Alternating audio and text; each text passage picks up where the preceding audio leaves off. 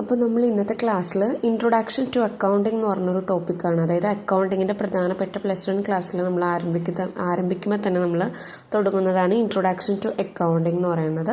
അപ്പോൾ അക്കൗണ്ടിങ് എന്താണ്, അതിൻ്റെ ബേസിക് ടേംസ് ഒക്കെയാണ് നമ്മൾ ഈ വീഡിയോയിൽ പറയുന്നത്.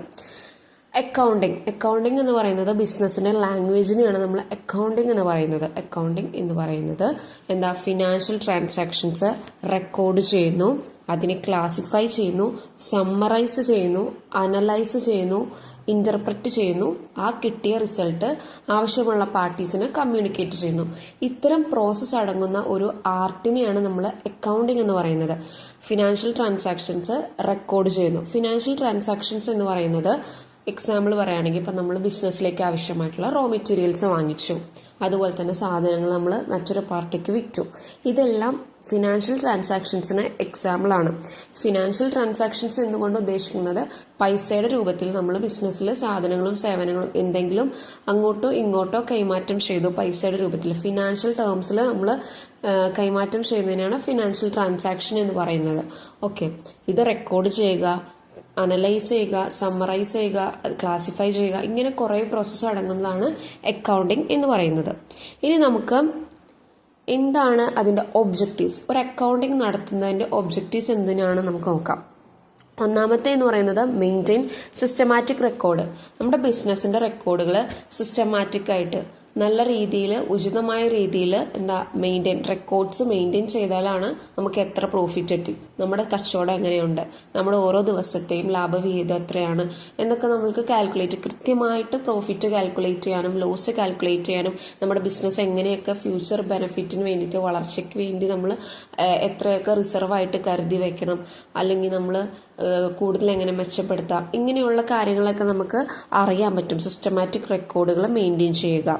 ഇനി അടുത്തത് ഫിനാൻഷ്യൽ റിസൾട്ട് അസർട്ടൈൻ ചെയ്യുക. അതായത് നമ്മുടെ സാമ്പത്തികമായിട്ട് കിട്ടുന്ന റിസൾട്ട് എന്താണോ, ഫിനാൻഷ്യൽ റിസൾട്ട് എന്താണോ, പ്രോഫിറ്റ് ആണോ കിട്ടിയത്, ലോസ് ആണോ എന്ന് നമുക്ക് അറിയാൻ വേണ്ടിയിട്ട്.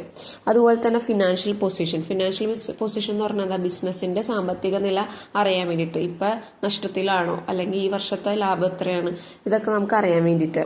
ഡിസിഷൻ മേക്കിങ്ങിന് അതുപോലെ തന്നെ ഈ ഫിനാൻഷ്യൽ റിസൾട്ടുകൾ, ഫിനാൻഷ്യൽ പൊസിഷനൊക്കെ അറിഞ്ഞു കഴിയുമ്പോൾ മാനേജ്മെന്റിന് ആവശ്യമായിട്ടുള്ള ഡിസിഷൻസ് എടുക്കാനായിട്ട് അക്കൗണ്ടിങ് നമ്മളെ സഹായിക്കും. അപ്പം മെയിനായിട്ടും സിസ്റ്റമാറ്റിക് റെക്കോർഡുകൾ ഉണ്ടാക്കുക, ഫിനാൻഷ്യൽ റിസൾട്ട് അസർട്ടൈൻ ചെയ്യുക, ഫിനാൻഷ്യൽ പൊസിഷൻസ് അസസ് ചെയ്യുക, ഡിസിഷൻ മേക്കിംഗ്, ഇതൊക്കെയാണ് പ്രധാനപ്പെട്ട ഒബ്ജക്റ്റീവ്സ്. ഇനി അക്കൗണ്ടിങ്ങിന്റെ ഫീച്ചേഴ്സ് എന്ന് പറയുന്നത് ഐഡന്റിഫൈ ആൻഡ് റെക്കോർഡ് ട്രാൻസാക്ഷൻസ് എന്താണ്, ഇടപാടുകൾ, സാമ്പത്തികമായിട്ടുള്ള ഇടപാടുകൾ ഐഡന്റിഫൈ ചെയ്യുന്നു, ഏതൊക്കെയാണ്, അതിനെ റെക്കോർഡ് ചെയ്യുന്നു പ്രോപ്പറായിട്ട്. പിന്നെ അതുപോലെ തന്നെ ക്ലാസിഫൈ ചെയ്യുന്നു, സമ്മറൈസ് ചെയ്യുന്നു. ക്ലാസിഫൈ ചെയ്യാന്ന് പറഞ്ഞു കഴിഞ്ഞാൽ സെയിം നേച്ചറിലുള്ളതിന് ഇപ്പോൾ ഓരോ അക്കൗണ്ടുകളുണ്ട്. ഇപ്പോൾ പർച്ചേസ് ആണെങ്കിൽ പർച്ചേസിന്റെ അതേ നേച്ചറിലുള്ളതിനെ നമ്മൾ ഒന്നിച്ചാക്കുന്നു. സെയിൽസിന്റെ നേച്ചറിലുള്ളതിനെ നമ്മൾ ഓരോന്നിനെയും അതിന്റെ സ്വഭാവം അനുസരിച്ച് നമ്മൾ ക്ലാസിഫൈ ചെയ്യുന്നു. നെക്സ്റ്റ് എന്ന് പറഞ്ഞാൽ കമ്മ്യൂണിക്കേറ്റ് ചെയ്യുക. ഫിനാൻഷ്യൽ ഇൻഫർമേഷൻ, നമ്മുടെ സാമ്പത്തികമായിട്ടുള്ള ആ കിട്ടിയ ഇൻഫർമേഷൻസ് കമ്മ്യൂണിക്കേറ്റ് ചെയ്യുന്നു. ഇതാണ് മെയിനായിട്ടും ഫീച്ചേഴ്സ് ഓഫ് അക്കൗണ്ടിങ് എന്ന് പറയുന്നത്. നമ്മൾ ഒബ്ജക്റ്റീവ്സ് നോക്കി, ഫീച്ചേഴ്സ് നോക്കി. നെക്സ്റ്റ് എന്ന് പറയുന്നത് ഫങ്ഷൻസ് ഓഫ് അക്കൗണ്ടിങ് ആണ്. ഫീച്ചേഴ്സ് പറഞ്ഞു തന്നെ, ഫിനാൻഷ്യൽ ട്രാൻസാക്ഷൻസ് റെക്കോർഡ് ചെയ്യുക, ക്ലാസിഫൈ ചെയ്യുക, അനലൈസ് ചെയ്യുക, അത് കൃത്യമായിട്ട് നമ്മൾ റിപ്പോർട്ട് ചെയ്യുക. ഇതൊക്കെയാണ് അക്കൗണ്ടിങ്ങിന്റെ മെയിൻ ആയിട്ടുള്ള ഫങ്ഷൻ എന്ന് പറയുന്നത്. ബേസിക് ടേംസ് നമ്മൾ ഉപയോഗിക്കുന്ന അക്കൗണ്ടിങ്ങിൽ പ്രധാനപ്പെട്ട കുറെ ടേംസുകൾ നമ്മൾ ഉപയോഗിക്കും. അതിൽ ഏറ്റവും പ്രധാനപ്പെട്ടതാണ് അസറ്റ് എന്ന് പറഞ്ഞാൽ ബിസിനസിന്റെ ആസ്തി, അതായത് നമ്മുടെ ആസ്തിയാണ്. ബിസിനസ്സിൽ നമുക്കുള്ള ആസ്തികളെയാണ് അസറ്റ് എന്ന് പറയുന്നത്. അതുപോലെ തന്നെ നമ്മൾ ഡീറ്റെയിൽഡ് ആയിട്ട് വേറൊരു വീഡിയോ ചെയ്യുന്നതായിരിക്കും. ലയബിലിറ്റീസ് എന്ന് പറഞ്ഞാൽ നമ്മുടെ ബിസിനസിന്റെ ബാധ്യതകളെയാണ് ലയബിലിറ്റീസ് എന്ന് പറയുന്നത്. ക്യാപിറ്റൽ എന്ന് പറഞ്ഞാൽ ഒരു ഓണർ അല്ലെങ്കിൽ ഒരു ആള് ബിസിനസ് നടത്തുന്ന സമയത്ത് ബിസിനസ്സിൽ ഇൻവെസ്റ്റ് ചെയ്യുന്ന തുകേനെയാണ് ക്യാപിറ്റൽ എന്ന് പറയുന്നത്. റവന്യൂ എന്ന് പറഞ്ഞാൽ നമ്മൾ ബിസിനസ് റൺ ചെയ്യുമ്പോൾ റെഗുലറായിട്ട് നടത്തുമ്പം അതിൽ നിന്ന് കിട്ടുന്ന ഏർണിങ്സിനെയാണ് നമ്മൾ റവന്യൂ എന്ന് പറയുന്നത്. എക്സ്പെൻസ് എന്ന് പറഞ്ഞാൽ നമ്മുടെ ബിസിനസ് നടത്താൻ വേണ്ടി ആവശ്യമായിട്ടുള്ള ചിലവഴിക്കുന്ന ചിലവുകളെയാണ് എക്സ്പെൻസ് എന്ന് പറയുന്നത്. ഓക്കെ, ഇനി നമ്മൾ കോൺസെപ്റ്റ് പ്രിൻസിപ്പിളൊക്കെ നമ്മൾ പഠിച്ചതാണ്. Business entity concept, going concern, അത് ഞാൻ ഡീറ്റെയിൽഡ് ആയിട്ട് പറയുന്നില്ല. ഇനി നമുക്ക് നോക്കാനുള്ളത് ടൈപ്സ് ഓഫ് അക്കൗണ്ട്സ് ആണ്.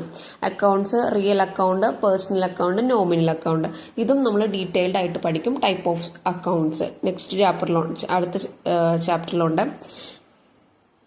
ഓക്കെ, അപ്പോൾ പ്രധാനപ്പെട്ടത് നമുക്ക് പറയാനുള്ളത് എന്താണ് അക്കൗണ്ടിംഗ് എന്നും അക്കൗണ്ടിങ്ങിന്റെ ഒബ്ജക്റ്റീവ്സ് അതുപോലെ തന്നെ ഫംഗ്ഷൻ എല്ലാം ചോദിച്ചു കഴിഞ്ഞാൽ നമുക്ക് ഈ പോയിന്റ്സുകളൊക്കെ എഴുതാം. ഫിനാൻഷ്യൽ ട്രാൻസാക്ഷൻസ് റെക്കോർഡ് ചെയ്യുന്നു, അത് അനലൈസ് ചെയ്യുന്നു, ഫിനാൻഷ്യൽ റിപ്പോർട്ടിംഗ് കൊടുക്കുന്നു, അതുപോലെ തന്നെ കമ്മ്യൂണിക്കേറ്റ് ചെയ്യുന്നു, ഇതെല്ലാം നമുക്ക് പോയിന്റായിട്ട് എഴുതാവുന്നതാണ്. അപ്പോൾ നമ്മൾ ഇന്നത്തെ ക്ലാസ്സിൽ മെയിനായിട്ടും പഠിച്ചത് അക്കൗണ്ടിങ് എന്താണ്, അക്കൗണ്ടിങ്ങിന്റെ ഫംഗ്ഷൻ എന്താണ്, ഒബ്ജക്റ്റീവ്സ് എന്താണ്, അതുപോലെ തന്നെ അതിന്റെ ഫീച്ചേഴ്സ് എന്താണ്.